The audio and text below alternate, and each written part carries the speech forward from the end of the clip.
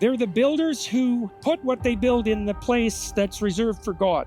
And Google devoted its AI project to unholy ideological propositions, falsified not only the present but the past in the service of those delusional presumptions. That's a Tower of Babel. Jordan Peterson explains the Tower of Babel, and let me tell you guys, this is absolutely fascinating. I've never heard it from his perspective, so let's get right into it. And that brings us to the Tower of Babel. I don't know if you've been following the news in recent days. I said that the children of Cain were the engineers, but more particularly, they're the builders who put what they build in the place that's reserved for God. They're the prideful intellect's temptation to elevate the technological enterprise to the highest possible place, to look for salvation in the technological realm. What happened to Google in the last 2 days? The Google engineers, along with computer engineers everywhere, are madly engaged in the construction of superintelligences that have mapped the domain of the word. And Google devoted its AI project to unholy ideological propositions and produced a superintelligence whose image-making capacity instantly falsified not only the present but the past in the service of those delusional presumptions. That's a Tower of Babel. This is the story. And the whole earth was of one language and one speech. That's the symbol on the back of the dollar bill. What does it mean? It means there's a hierarchy of value, and that everything within that hierarchy of value should be devoted to one thing, which is at its apex, which isn't part of the thing, but rises above it, that's associated with clear-eyed vision. That's the symbol of value that your economy is predicated upon. This ancient idea. Why is that of one language and of one speech? Because a hierarchy of value that has the appropriate attentive eye at its pinnacle unites people, and socially, to the degree that your country is united, it's united because you all act out and implicitly believe the same story. So do you think AI is like the future Tower of Babel, where everyone can speak one language? We all can understand all things now.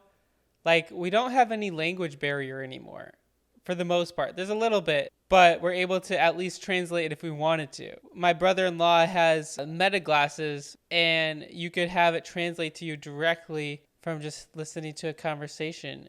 And it goes back and forth. It's pretty incredible. But is that the sign of everyone turning against God, being prideful, doing their own thing? So it's fascinating. Story is symbolized in that image. What's at the top? What does Christ say in the Gospels? There are none so blind as those who will not see. Well, that's the opposite. This symbol is the opposite of that.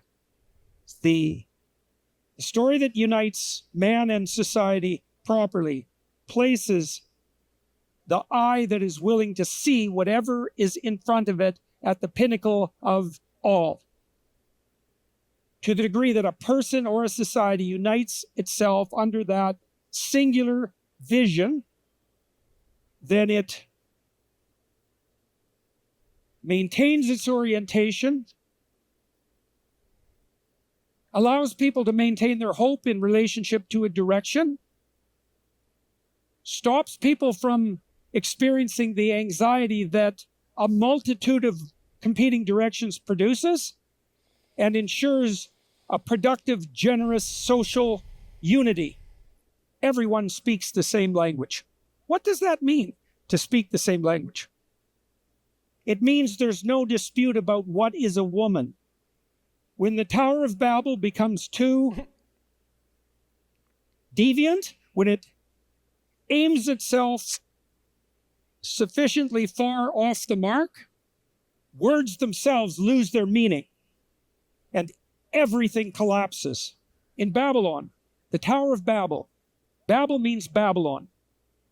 Babylon, in the biblical corpus, stands for the presumptuous civilization. Babylon, Rome, Canaan, Sodom, Gomorrah, they're variants of the idea of civilization gone astray. What's a Tower of Babel? Well, at the time in the Middle East, at the time of Babylonia, there were literal competitions between kings to build the highest structure, the highest ziggurat, the highest pyramid. Not for the glorification of God, let's say, not even to further technological development as such, let's say in the service of life more abundant for the citizens of a given polity, but to provide the emperors, the kings and the tyrants who funded the construction with means of self-aggrandization.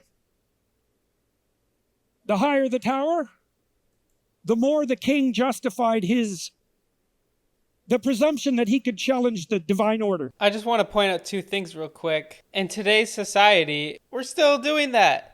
We're still competing to see who has the highest tower. Everyone wants to do it. Every country, it's like it shows dominance. Like, you're the most wealthy, you're the richest city, you're the richest country in the world. It's a pride thing. And then second, Babylon is always in opposition with Jerusalem. It's always been like that. And Babylon is the key to show that's the old way to live. It's the place where it's completely against God. And Jerusalem is the new hope, God's kingdom. The Egyptians raised their pharaohs to the level of gods. And so did the Romans when their society deteriorated. It's in the nature of an overweening tyranny to elevate its earthly representative to the status of what should be ineffable, to the status of the ineffable and transcendent guiding spirit. And the consequence of that is always that the tower comes crashing down. It came to pass as they journeyed from the east that they found a plain in the land of Shinar, and they dwelt there. Now, there's a backstory to this, and the backstory is something like this, is that the people of Shinar decided to centralize, right, and to pass all authority into a centralized authority. That's a good way of thinking about it. Instead of maintaining responsibility and authority in a distributed manner, they centralized. Right? So you can think of these towers as the attempt to build a top-down utopia. That's a good way of thinking about it. A top-down utopia with the wrong spirit constructing it and at the pinnacle. That's the continual technological proclivity of the pridefully obsessed intellect. Cain establishes the pattern of improper sacrifice. Cain's descendants, Cain becomes fratricidal and murderous. His descendants become genocidal and chaotic and technologically obsessed. The consequence of the chaos is the flood. That's the destruction of the world by the return of chaos. The Tower of Babel is the destruction of the world by authoritarian presumption. And those are the two sociological or political catastrophes that are associated with the sin of Cain. So what does that mean?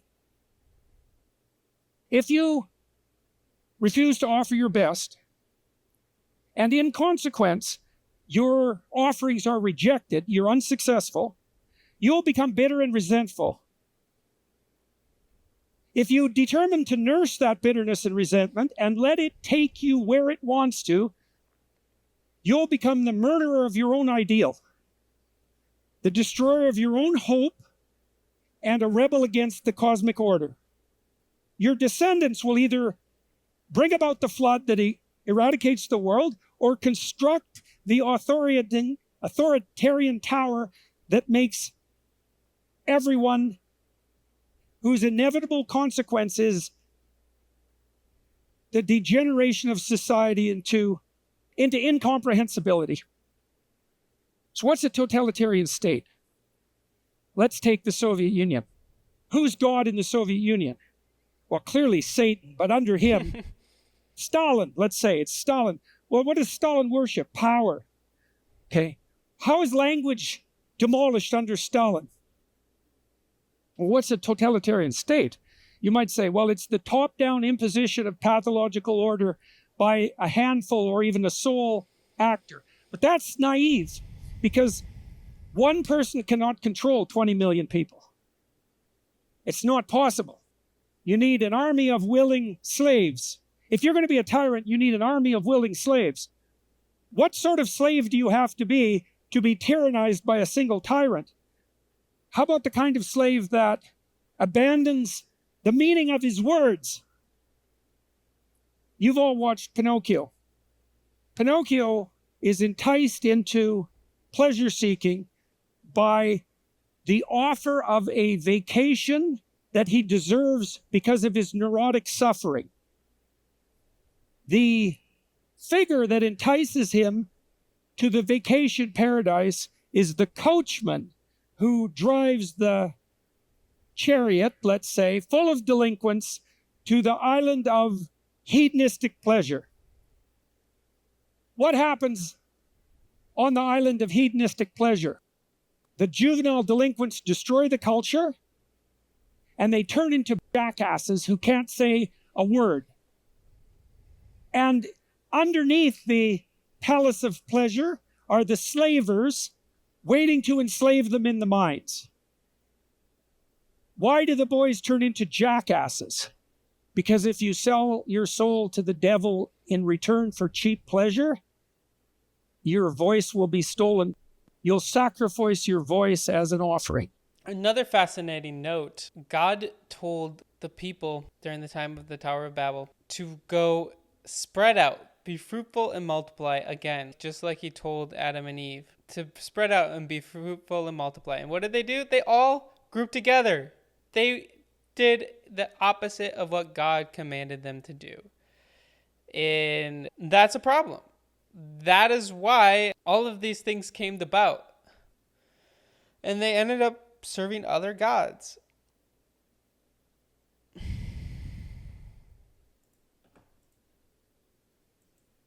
Well, that's why the words decay, right? Because words with no truth have no meaning. They're nothing but babble. The totalitarian presumption is not so much the dominance of otherwise freedom-loving citizens by a tyrant, but the willingness of every single person who dwells inside that tower to use every word they ever utter only to represent falsehood, to maintain the tyrannical tower, and to enslave themselves. The totalitarian state is the total grip of the lie. And the grip of the lie is no different than the descent of words into incomprehensibility. And so you might want to remember that the next time you're called upon at your workplace, let's say, or even in the company of your friends, to utter words that you know to be false, or to remain silent when you're called upon by your conscience to say something that you know to be true. You wonder why we can't agree on the most basic facts, let's say, such as, what is a woman? The answer could well be that we've built towers of Babel that are a little bit too high and a little bit too presumptuous. He loves telling them, and I think that will keep you from trouble in all types of ways. Centralized authority, taking to itself the right to reshape the world as a consequence of nothing but technological prowess in the service of false gods, generates a technological nightmare that destroys meaning itself. And they said to one another, go to, let us make brick and burn them thoroughly. And they had brick for stone and slime they had for mortar. Now you have to understand that this story is not about the dangers of technology per se. It's not about the evil of the technological enterprise or the evil of knowledge. It's about the willingness to put the technological enterprise It's about the willingness to make the technological enterprise take the place of God. Right? You can think about it this way. We have hydrogen bombs. That's a pretty close technological approximation to God. Do we have the wisdom to use them or not use them wisely? I hope so. That's not a technological question. A technology that's not in the service of what is put in the highest place becomes the spirit that builds the Tower of Babel and makes it impossible for people to live together or to communicate. And that's happening around us with incredible rapidity. And they said, go to, let us build a city and a tower whose top may reach unto heaven. That's the motif of the displacement of what is properly ineffable and transcendent. That's the replacement of the transpersonal cosmic order with the doctrines that currently dominate. There is a reason the communists attempted to eradicate the religious enterprise. The reason was that the communist dogma and the prophets of the communist dogma wanted to replace the entire enterprise devoted toward transcendence with themselves. And we all know the consequences. All of us who want to know the consequences of that. All of us who want to know that the consequence of that was the descent of an entire civilization into a hell that destroyed tens of millions of people. And not just in the Soviet Union, in Maoist China, still in North Korea, still in communist China for that matter, because everything that's going to happen in communist China has not yet happened. You can be sure of that. Do you know that the Chinese engineers have built Skynet? Do you remember Skynet from the Terminator? Do you know that the Chinese call their 700 million closed-circuit TV camera monitoring system that recognizes everyone's faces and everyone's gait, you know they call that Skynet? Do you know the engineers who were asked about that said, we're building the good Skynet? You know how close we are to that here? The technology's there. We copied the Chinese during the pandemic. If you don't think that we could do that again, you're sadly mistaken. And you might ask, well, what would protect us against that? And the answer is something like the willingness of each of us, the devotion that each of us must manifest to what should be properly put in the highest place. We don't put things above God. That's the main thing. We all want to put a person or a thing at the highest level of authority, but that's literally only going to leave you more empty and dissatisfied, unless it's God, obviously. The God who created the universe, the God who created you and loves you and has an amazing plan for your life. So guys, I encourage you to go to him. Go to him today. Know that he loves you and he's longing to have a relationship with you. Put him first. In the description below, you can click a link to help you to decide to follow Jesus for the first time. I encourage you to do that today.